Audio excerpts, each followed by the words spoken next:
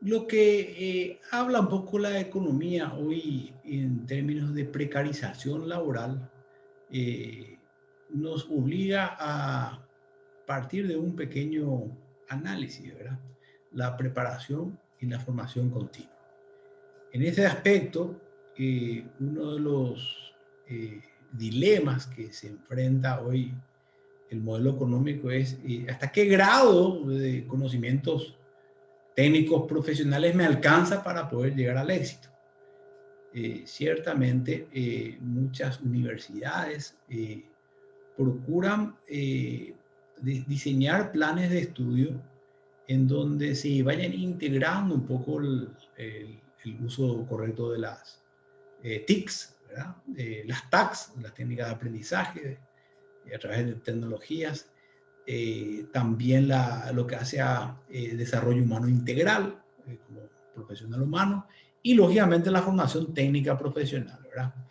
Eh, Está perimido realmente el concepto de solo ser un profesional técnico, es decir, eh, antiguamente los mejores eh, profesionales, gerentes, directivos, todos tenían que ser muy técnicos y hoy realmente se da una suerte de combinación de habilidades o potencialidades, ¿sí? Uno tiene que tener, por un lado, inteligencia emocional, tiene que tener, eh, le llamamos nosotros en términos más vulgares estómago, ¿verdad? Paciencia, esa templanza, esa capacidad de liderar, esa inteligencia eh, que parte de la intrapersonal para luego convertirse en interpersonal.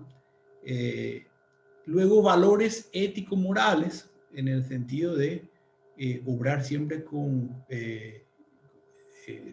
corrección, prontitud, puntualidad, honestidad, o sea, ser prolijos en nuestro trabajo y finalmente ser técnicos, analíticos, reflexivos, ¿verdad? Pero ya hay una combinación. El éxito se basamenta fundamentalmente en estos tres ejes. Y cuando hablamos de desempleo, que es el tema principal de hoy, nos damos cuenta de algunos datos estadísticos que pude ir accediendo al momento de analizar sobre todo esta clase.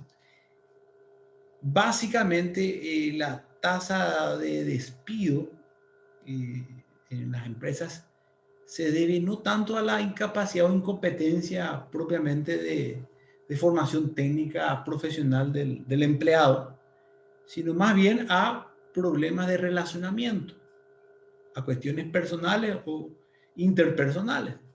Entonces es allí donde uno se pone a analizar realmente esta cuestión con seriedad, es decir, ¿de qué me sirve a mí tener una formación, una licenciatura, de ser un graduado con una especialización, diplomado, incluso masterado, pero no poder llevar una buena relación con mis colegas, compañeros de trabajo, con mis jefes, con mis directores? Tengo un problema naturalmente de relacionamiento, incluso con mis subordinados. O sea, empiezo a tener grandes diferencias, rupturas, eh, y es a partir de allí donde uno se pone a analizar, bueno, ¿cuáles son las causas principales por las cuales me podrían eventualmente despedir de una compañía? A mí me tocó ser gerente de recursos humanos un año en esta cooperativa universitaria, ciertamente con más de 700 empleados, y pude acceder un poco a la información precisa relacionada a algunas de las causas, y principalmente muchas de ellas se debe a un factor humano, problema en atención al cliente, carácter, incompetencia en ese aspecto. Por eso el desarrollo de las famosas habilidades blandas es fundamental al momento de poder ir corrigiendo este tipo de errores que vamos cometiendo puntualmente.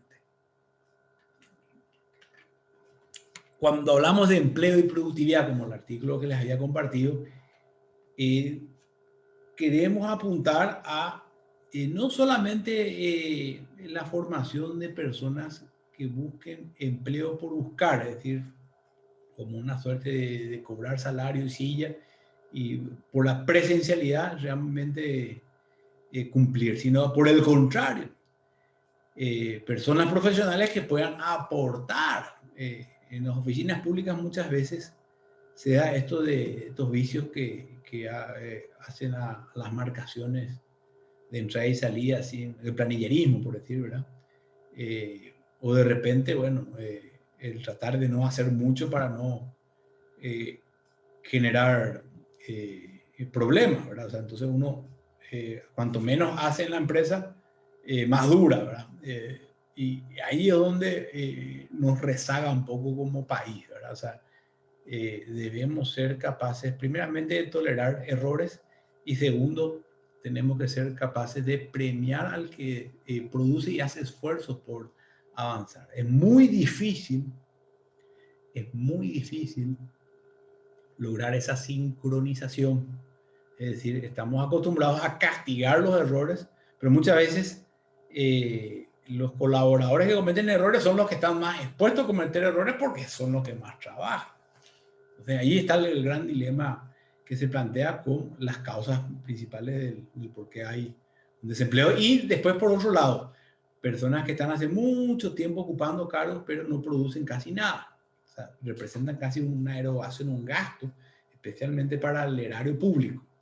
Entonces, son cambios de paradigmas fundamentalmente. Y eso otra vez se vuelca al problema de la desigualdad, porque por ende, cuando existe una falta de productividad, empieza a existir problemas en cuanto a desigualdad económica. Recordemos, el objetivo número 2 de toda política económica era la equidad distributiva. Recordemos el crecimiento económico, reparto y estabilidad. Y el reparto de equidad distributiva implica fundamentalmente asignar eficientemente los recursos a los diferentes agentes de la actividad económica. Esa asignación de los recursos de forma eficiente es una de las metas que todo profesional debería de lograr alcanzar. Es decir, procurar ser efectivos al administrar los escasos recursos con que se cuenta, ¿verdad? Aquí brevemente voy exponiendo unos conceptos que hacen un poco a la desigualdad regional y ciertamente podemos avanzar diciendo de que no solamente hay diferencias económicas entre países, es decir, de repente Japón es muy diferente en cuanto a desarrollo económico a Haití o Paraguay mirándolo a Alemania, casi no hay punto de comparación, ¿verdad? Sin embargo, en un mismo país puede también haber problemas de desigualdad, es decir, altas tasas de desempleo en ciertas zonas, en ciertas regiones, versus prosperidad en otras, ¿verdad? Dentro de las características y las causas de la desigualdad regional, encontramos la primera, que son los clústeres de producción industrial. Cuando una ciudad tiene industrias, generalmente hay bajo desempleo y hay prosperidad, porque se instalan muchos comercios, negocios cerca de esos clústeres. Lo mismo pasa cuando una ciudad es fronteriza con un país desarrollado, por decir, en Paraguay tenemos Ciudad del Este, que está con el Brasil y que ciertamente hay un intercambio comercial fluido, ¿verdad? Entonces, ahora, la informalidad sí puede afectar negativamente, ya que desalienta la creación de nuevas empresas. Entonces, la formalidad ahí se pierde un poquito. La evasión impositiva en el sector primario también es otra de las causas, es decir, puede haber un sector primario pujante, importante, pero muchos informales también que se meten dentro del sector, que hace que finalmente exista una injusticia tal vez en cuanto a rendimiento. Es decir, algunos que trabajan, pagan sus impuestos y contratan mano de obra versus otros que bueno, viven finalmente dentro de una casi digamos la oscuridad, ¿verdad? Tratan de no mostrarse mucho y de incluso dedicarse a temas como el contrabando, latifundios, etcétera, ¿verdad? Abigeato. La concentración de tierras y riqueza también es un problema. Hoy estamos en discusiones con el tema de las tierras malavías que van a bueno, la Cámara de Senadores y Diputados está analizando qué hacer, ¿verdad? Realmente hay muchas reivindicaciones sociales que tienen que ser cumplidas. O sea, campesinos sin tierras que deberían de, por un lado, no es muy positivo otorgar tierras a personas que quizás no estén muy preparadas para sostener la misma. Es decir, la tenencia de la tierra es una cosa y otra cosa es ser propietario. Entonces, para evitar el mal vender las mismas, sería importante establecer políticas de tenencia más que de propiedad, ¿verdad? Bajo nivel de oferta académica, en cuanto a calidad educativa se refiere, es importante seguir estimulando la creación de nuevas filiales, nuevos institutos, nuevos colegios privados, públicos, en los diferentes lugares, especialmente del interior del país, ¿verdad? Catón, Barrón, Colúmela y Palladio afirmaban de que la prosperidad de todo pueblo radica en el interior mismo de su país. Es decir, cuanto mayor sea el volumen de productividad que se genere en el campo, eso va a pasar después a la zona urbana. Sin embargo, si no hay productividad en el campo, las personas vienen al cono urbano y eso lo que antes genera un empobrecimiento. Para evitar el empobrecimiento hay que atacar la productividad, la falta o la poca productividad en el campo. Esa es una de las lecciones que ya en la Roma antigua se practicaba. Y finalmente la dificultad de acceso a la tecnología y al capital. Es decir, muchas pymes que quieren crecer, que quieren potenciarse, no encuentran líneas de crédito, no encuentran tecnologías nuevas como para poder diseñar sus productos y finalmente terminan perdiendo competitividad frente a otras empresas que sí tienen acceso, generalmente extranjeras. Entonces, son los grandes dilemas, grandes problemas que se tienen y que en efecto implican, volvemos un poco otra vez al concepto de desarrollo local que estuvimos analizando en unidades anteriores, y efectivamente el desarrollo endógeno local tiene que ser una prioridad para todo gobierno, y el empleo productivo también. La politización o la politiquería, básicamente, de conseguir más carguitos en diferentes lugares públicos sin producir, realmente genera mucho retroceso económico. Esa es una suerte de vulgaridad, de un vicio realmente muy dañino que le hacen los políticos y la cultura misma nuestra a la economía. Deberíamos ser capaces de ingeniar, de generar ideas, y el gobierno también valorar al ingenio. Es una combinación, una producción sana, sustentable, respetando las leyes ambientales.